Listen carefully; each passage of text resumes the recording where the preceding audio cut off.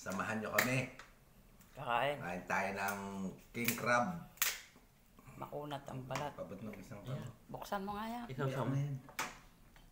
bukas na. Buksan mo. Yan ang laman. Tapos isasawsaw sa sukang may sili. Sabay sabing. Yummy! Ang mahal. Wala kwentang presyo. Sulit naman, sulit. Sulit na Buksan sulit. mo nga ito. Ganun lang yung laman niya. Yan oh. Okay, ang pala naman yan. Sarap niyan. Yan, may laman pa yan. Wala na. Guys, kain tayo. Okay. Ang laman pala niya. Ang loob niya, bukot nga. Ganyan din. So, kainin mo yan. Walang aligi.